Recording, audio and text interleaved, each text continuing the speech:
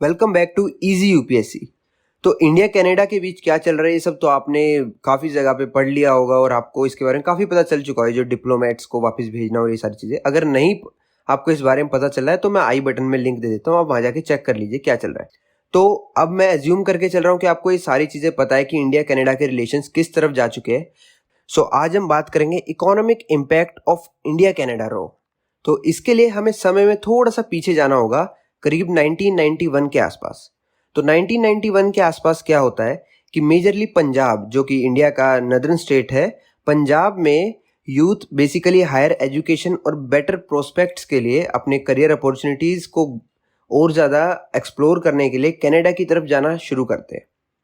तो ये ट्रेंड तब शुरू होता है, लेकिन ये फैलता फैलता 2015-16 के आसपास इतना फैल जाता है कि ये northern state of India Punjab से बाहर निकलकर बाकी की नदर्न स्टेट्स ऑफ इंडिया में भी फैलना शुरू हो जाता है। इवन मुंबई, महाराष्ट्र तक आप देखेंगे कि ये ट्रेंड अब फैल चुका है। तो ये मैं क्यों मेंशन कर रहा हूँ, क्योंकि आज हम कैनेडियन इकोनॉमी के बारे में वो चीज़ जानेंगे जो जनरली डिस्कस की नहीं जाती है। तो बेसिकली जैसा कि अभी हमने डिस्कस किया कि इंडिया से कनाडा जो है बच्चे जाना शुरू कर देते हैं, तो ये चीज़ आपको नहीं पता होगी कि कनाडा में जो इंडिया से बच्चे जाते हैं उनसे जो फीस चार्ज की जाती है, मैं स्पेशली यहाँ प्राइवेट कॉलेजेस की बात कर रहा हूँ, वो 3 से 5 गुना ज़्यादा होती है जब हम उस चीज़ को कंपेयर करते हैं उन बच्चों से जो ऑलरेडी कैनेडियन सिटीजन्स है। और ये ऐसा क्यों किया जाता है, क्योंकि जो कनाडा का जो एंटायरली प्राइवेट कॉलेज इकोसिस्टम है वो पूरी तरह से डिपेंडेंट है जो फॉरेन स्टूडेंट्स का इनफ्लो आता है, इंटरनेशनल स्टूडेंट्स का जो इनफ्लो आता है कनाडा में। अब ऐसा नहीं है सिर्फ इंडियंस ही मूव करते हैं, ऑब्वियसली चाइनीज़ भी जाते हैं, सऊदी अरेबियन जाते हैं, मिडिल ईस्टर्न कंट्रीज से भी लोग जाते हैं, और इवन यूक्रेन से भी अब तो काफ़ी कनाडा में शिफ्ट करने लगे, और यूरोप से भी।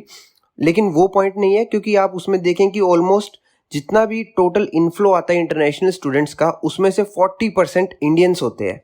तो बेसिकली कैनेडियन प्राइवेट कॉलेज का पूरा इकोसिस्टम जो है बेस्ड है फॉरेन जो इंटरनेशनल स्टूडेंट्स आते हैं उनसे जो हाई फीस चार्ज की जाती है उसके ऊपर, क्योंकि वो इतनी ज़्यादा हाई फीस चार्ज करते हैं कि तभी वो जो है सब्सिडीज़ प्रोवाइड कर पाते हैं जो कैनेडियन सिटीजन्स जो है पढ़ाई कर रहे हैं, जिसे हम बोलते हैं कि कनाडा में एजुकेशन सिस्टम काफ़ी अच्छा है, काफ़ी सब्सिडीज़ मिलती है। वो सब्सिडीज़ को ऐसे ही अफोर्ड किया जाता है। और ये मैं ऐसा नहीं हूँ कि अपनी तरफ से बोल रहा हूँ, ये आपको इंडिया टुडे में एक आर्टिकल भी मिल जाएगा जहाँ पर खुद कनाडा के ऑडिटर जनरल बोनी का कहना है कि कैनेडियन इकोनॉमी का फॉरेन इंटरनेशनल स्टूडेंट्स के फंड्स पे ज़्यादा ही कुछ रिलायंस हो गया है। वो इतने ज़्यादा डिपेंडेंट हो चुके हैं कि कल को कुछ भी ऐसा होता है कि इंटरनेशनल स्टूडेंट्स कनाडा में आना बंद कर देते हैं, तो कनाडा का जो प्राइवेट कॉलेज का इकोसिस्टम है पूरी तरह से कोलैप्स कर जाएगा। और इवन आपको अगर इस चीज़ पे विश्वास नहीं होता है तो मैं आपको लेकर चलता हूँ 2015 में। तो 2015 में क्या होता है कि जैसे मैंने आपको बताया कि India, China, middle eastern country सब जगह से कनाडा में स्टूडेंट्स जाते हैं, तो सऊदी अरेबिया से भी बच्चे वहाँ जाते हैं। तो 2015 में क्या होता है, जमाल खशोगी नाम का एक जर्नलिस्ट, सऊदी अरेबियन जर्नलिस्ट की कनाडा में मर्डर हो जाता है। उस कारण से सऊदी अरेबिया और कनाडा के डिप्लोमेटिक रिश्ते काफ़ी ख़राब हो जाते हैं। इतने ख़राब हो जाते हैं कि सऊदी अरेबिया अपने 15,000 स्टूडेंट्स को बोलता है कि तुम कनाडा छोड़ो और वापस सऊदी अरेबिया आओ। इससे जो कैनेडियन इकोनॉमी को लॉस होता है वो करीब मिलियंस ऑफ डॉलर्स का हो जाता है। तो आप सोच कर देखिए, 15,000 बच्चों के वापस जाने से कैनेडियन इकोनॉमी को कितना लॉस हुआ। तो सोचो, जो 40%, almost 8 lakh international students Canada में है, उसमें से 40% इंडियन है। तो अगर ये सब बंद कर देते हैं कनाडा में जाना, या कनाडा से वापस आ जाते हैं, तो कैनेडियन इकोनॉमी को इतना लॉस होगा, ये मैं नहीं बोल रहा हूँ, ये खुद कनाडा के ऑडिटर जनरल बोनी ने साफ कहा है कि इतना लॉस होगा जिसे सरकार, कैनेडियन गवर्नमेंट चाहकर भी संभाल नहीं पाएगी। इवन सिर्फ एजुकेशन सेक्टर में ही नहीं, इवन आप देखें कि इंडियन स्टूडेंट्स का रोल कनाडा के रियल एस्टेट सेक्टर में भी काफ़ी ज़्यादा है। वो कैसे है, तो बेसिकली कनाडा के कुछ शहर जैसे कि ग्रेटर वैनकूवर एरिया और कैलगरी, यहाँ पर आप देखें कि मेजरली इंडियन स्टूडेंट्स रहते हैं। तो अब आपको पता होगा कि यूरोपियन कंट्रीज़ में, इवन यूएसए में, कनाडा में रिसेशन आया रशिया यूक्रेन वॉर के कारण। इंडिया में तो नहीं आया क्योंकि इंडिया कॉन्टीन्यूसली ग्रो करता जा रहा है इकोनॉमिकली, लेकिन कनाडा में रिसेशन आने के बावजूद भी जो रियल एस्टेट की मॉर्टगेजेस है वो काफ़ी ज़्यादा बढ़ गई, इंटरेस्ट रेट्स काफ़ी ज़्यादा बढ़ चुके हैं। लेकिन फिर भी वो सर्वाइव कैसे कर रहे हैं, वो रेंट्स को बढ़ा देते हैं, क्योंकि वो एट द एंड रेंट्स पे किसे करना है, जो इंडियन स्टूडेंट्स कनाडा जा चुके हैं। और इसी चीज़ का एक असर मिनिमम वेजेस पर भी पड़ता है। तो जैसे कि अब हमें इकोनॉमिक्स का हल्का सा बेसिक पता है कि सप्लाई अगर कम हो और डिमांड ज़्यादा हो तो प्राइजेस बढ़ जाते हैं।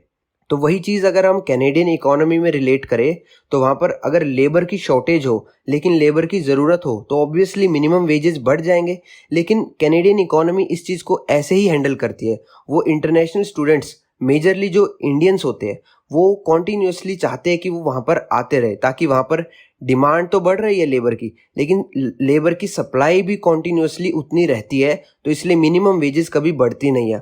और ये इंडियन स्टूडेंट्स को दिखता है कि उनके लिए बेनिफिशियल है, लेकिन ओरिजिनली ये कैनेडियन गवर्नमेंट का ही पूरा खेल है जो वो चाहते हैं ताकि उनकी इकोनॉमी सर्वाइव करती रहे, चाहे वो एजुकेशन सेक्टर में हो, चाहे वो एम्प्लॉयमेंट सेक्टर में हो, या चाहे वो आपका रियल एस्टेट इंडस्ट्री में हो। तो ये तो हमने बात की कुछ चीज़ें जो कभी डिस्कस की नहीं जाती है। अब हम कुछ वो चीज़ें बात करते हैं जो कंट्री लेवल पे इंडिया और कनाडा में ट्रेड होती है।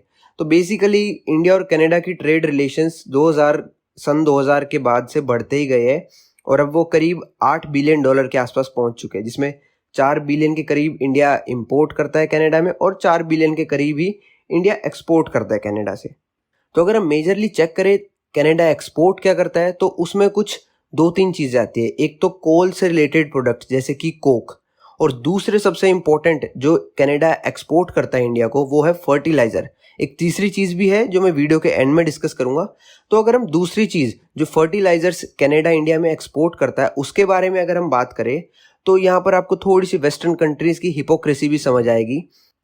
वेस्टर्न कंट्रीज़ हमेशा से इंडिया को बोलता है कि आप रशिया से तेल खरीदते हो, आप पेट्रोलियम प्रोडक्ट्स बनाते हो और हमारी कंट्री में इंपोर्ट करते हो, तो आप इनडायरेक्टली रशिया को सपोर्ट कर रहे हो, जो कि सच नहीं है। लेकिन देखा जाए तो कनाडा भी यही कर रहा है। आप अगर इंटरनेट पे गूगल पे सर्च करेंगे तो दुनिया का सबसे लार्जेस्ट इंपोर्टर फर्टिलाइजर्स का है रशिया, और आप देखेंगे कि कनाडा अपना मेजरली फर्टिलाइजर्स रशिया से खरीदता है और बाद में इंडिया में एक्सपोर्ट कर देता है। अब ये हिपोक्रेसी है या नहीं, अब ये आप ही डिसाइड कीजिए। तो ये तो होगी फर्टिलाइजर्स की बात। और अब बात करते हैं कि इंडिया क्या एक्सपोर्ट करता है कनाडा को। तो उसमें ज़्यादातर आते हैं हमारे गारमेंट्स और एयरक्राफ्ट इक्विपमेंट्स। उसके अलावा इंडियन कंपनीज, बड़ी बड़ी कंपनीज के भी कनाडा में इन्वेस्टमेंट्स है, जैसे कि आप देखेंगे इन्फोसिस और विप्रो की काफ़ी इन्वेस्टमेंट्स कनाडा में है। तो ये तो हो गए कंट्री टू कंट्री इंडिया और कनाडा के ट्रेड रिलेशंस।